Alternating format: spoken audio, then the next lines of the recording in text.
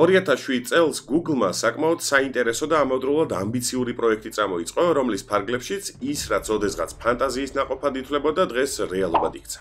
საუბარი მაქვს Google Street View-ზე, რომელიც 360 გრადუსიან პანორამულ სურათებს გვთავაზობს, რომლის დახმარებითაც ჩვენ შეგვიძლია 16 მილიონი კილომეტრის სიგრძის გზის პირა სივრცის დათვალიერება. ამ ეტაპზე არის გადაღებული 220 მილიარდი ფოტო. 220 მილიარდი ფოტო, რომელიც აერთიანებს 100-ზე მეტ ქვეყანას. ხანდახან მომხმარებლები Google Street View-ს თვალიერების დროს ძალიან უცნაურ რაღაცეებს აწყდებიან ხოლმე. ამოუცნობი მფრინავი ობიექტები, კრაკენები, ჰუმანოიდები, ანომალიები, სულები და მოკლედ რა აღარ მომხდარა Google Street View-ს პანორამულ ფოტოებში, მაგრამ მოდი დღეს ერთად განვიხილოთ. თითოეული ეს ფოტო რეალობაა, მართლა რაიმე მისტიური დგას ამ ფოტოების უკან, თუ უბრალოდ ადამიანის ფანტაზიის ნაყოფია. წარმოიდგინეთ, რომ ერთ ჩვენიერ დღეს მთის ბორცვზე პოულობთ გიგანტურ 40 მეტრიან კურდღელს.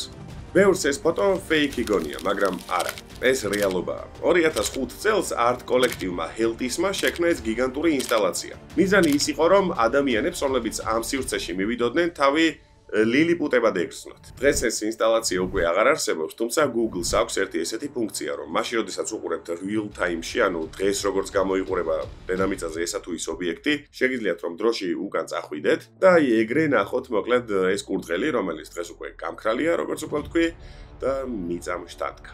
ნებისმიერ ადამიანს, თუ კი მან შესაბამისი კოორდინატები იცის, შეუძლია ამოუცნობი მფრინავი ობიექტი აღმოაჩინოს Google-ის რუკაზე. ასეთ მომენტებში უმეტესობა ფიქრობს, რომ ეს რეალობა არაა და ყველაფერი Photoshop-ის ბრალია. თუმცა შეგახსენებთ, რომ Google-ის Street View არის გადაღებული 360 გრადუსიანი პანორამული ფოტოაპარატით, რომელიც live რეჟიმში იღებს მის ირგვლივ მყოფი ობიექტების სურათებს.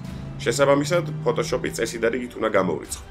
ეს ფოტო ვფიქრობ ყველაზე საინტერესოა. მასზე ასახულია Manta Ray-ის აპარატის პროტოტიპი, რომელიც ვიზუალურად ნამდვილად წააგავს უცხოპლანეტელების საფრენ აპარატს.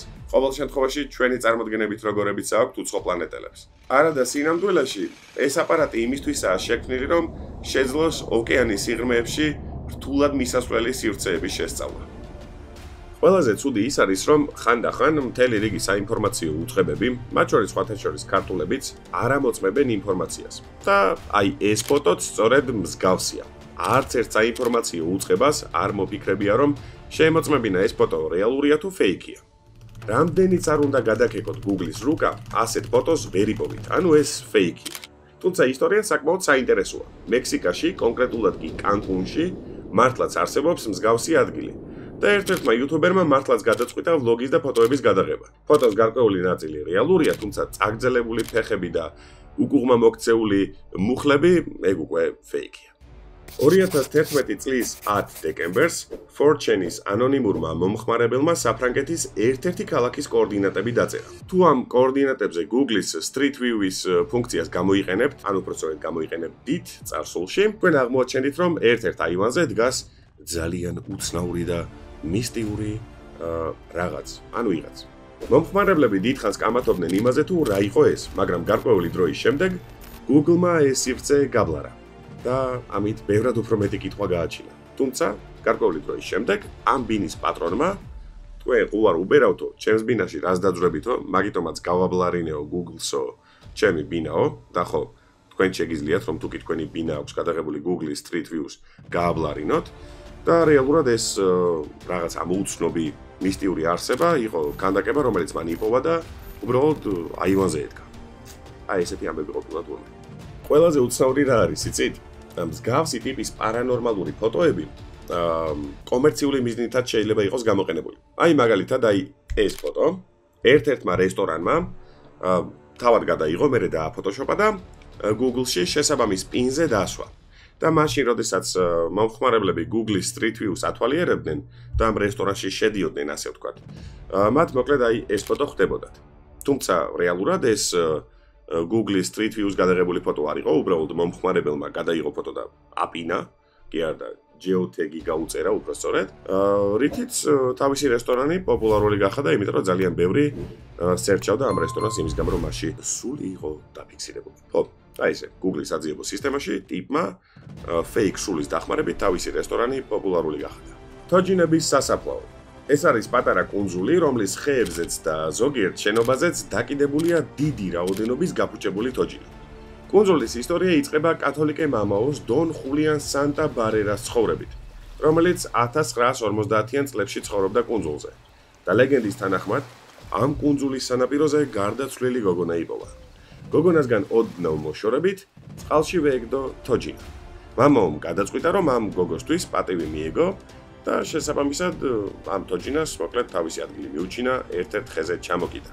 თუმცა გარკვეული დროის შემდეგ მას მოჩვენებები დაიწყო და დაფიქრდა, დიდხანს იფიქრა და მივიდა იმ დასკვნამდე, რომ გოგონას ერთი ცალი სათამაშო არ ყოფნის და მოდი ცოტა უფრო მეც ვიყიდიო და კიდევ დავკიდებო ჩემთან კუნძულზეო. ეს რა თქმა უნდა ლეგენდაა, რომელიც არ არის დადასტურებული, თუმცა 1950-იან წლებში მსგავსი სახელით და მსგავსი გვარით ნამდვილად ცხოვრობდა მამაო ამ კუნძულზე და ის ფაქტი თუ რატომ კიდია კუნძულზე ამ რაოდენობის გაფუჭებული ძველი გაუბედურებული თოჯინა, ალბათ შეიძლება მივაწეროთ მის ფსიქოლოგიურ ან ფსიქიატრიულ პრობლემებს. გიგანტური პენტაგრამა. გიგანტური პენტაგრამა ცენტრალური აზიის, კერძოდ კი ყაზახეთის ერთ-ერთ სტეპზეა გამოსახული. აქ ორი ვარიანტი გვაქვს. ან ძმებმა ვინჩესტერებმა იმაიმუნეს, ან არა და მეორე ვარიანტი ის არის, რომ საბჭოთა კავშირის პერიოდში ვარსკვლავის ფორმის რაღაცებს ხშირად აკეთებდნენ, მათ შორის ბავშვთა გასართობ პარკებს და ერთ-ერთი ბავშვთა გასართობი პარკის ნანგრევები არის და რკინის კონსტრუქციამ უბრალოდ თავისი კვალი დატოვა მიწაზე. მე მირჩევნია, რომ ძმები ვინჩესტერების ამბავი იყოს, მაგრამ სავარაუდოდ მეორე უფროა. დიდზე დიდი ალბათობით თქვენთვის ის, რასაც ახლა ვსაუბრობ, ცოტა მისტიურია და დაუჯერებელია. ან შეიძლება სულაც არ იყოს დაუჯერებელი, მოკლედ ყველა ვარიანტში ვიდეოს აღწერაში ჩემი ინსტაგრამის ლინკთან ერთად იქნება თითოეული ამ ვიდეოში ჩამოთვლილი ფაქტის თუ რაღაც საკითხის, რომელსაც განვიხილავ, ან ლინკი, ან ჯეოთეგი. დიდი ალბათობით ლინკები უფრო მეტი იქნება ვიდრე ჯეოთეგები, იმიტომ რომ 1-2 ფაქტი გელოდება წინ, სადაც მკვლელობაზე მიდის საუბარი. მოკლედ, ჩემი ინსტაგრამი გამოიწერეთ. დააფოლოვეთ, როგორცაა. დააფოლოვეთ, ხო, ინსტაგრამი დააფოლოვეთ. ხო და მოკლედ, როგორც თქვი, Google რუკაზე მაინც და მაინც ძალიან ხშირად და ყოველ მეორე ფოტოში არა, რა თქმა უნდა, მაგრამ კრიმინალურ მომენტებსაც წააწყდებით, მათ შორის ისეთებს, როგორც არის მაღაზიის გაძარცვა, ქურდობა, ну, პრინციპში ერთ და იგივეა, ნარკოტიკული საშუალებების გასაღება, ავტომობილების გატაცება და ну, მოკლედ მსგავსი რაღაცები. მაგრამ ამ ყველაფრის გარდა Google რუკაზე თქვენ შეიძლება გარდაცვლილი ადამიანიც კი ნახოთ. აი მაგალითად ეს პანორამა, რომელზეც ავარიის შედეგად გარდაცვლილი ადამიანის სხეული ჩანს. მისი ნახვა Google რუკის 2010 წლის ვერსიაზე შეგიძლიათ. ასეთი ადგილები Google რუკაზე არაერთია, მაგრამ დღესდღეობით უმეტესობა მათგანი უკვე გაბლარულია, უბრალოდ თავის დროზე ადმინისტრაცია ვერ მოახერხა, ვერ შეამოწმა ყველა ფოტო, იმიტომ რომ შეგახსენებთ საუბარია 220 მილიარდ ფოტოზე. ძალიან ბევრი, აი უამრავი 220 მილიარდი არის ძალიან ბევრი მოკლედ და წარმოიდგინეთ 220 მილიარდ ფოტოზე უნდა გაიბლაროს მსგავსი რაღაცები, ძალიან რთულია. სხვათა შორის Google რუკას გარდა იმ ყველაფრისა, რომ რაღაც მისტიური ელემენტები შეუძლია შემოიტანოს ჩვენ ცხოვრებაში, ასევე შეუძლია რომ სხვადასხვა დანაშაული გახსნას ან დაკარგული ადამიანი გვაპოვნინოს. William Moldy 1997 წლის 7 ნოემბერს დაიკარგა. ის იყო 40 წლის და ღამის კლუბში ყოფნის შემდეგ სახლში არ დაბრუნებულა.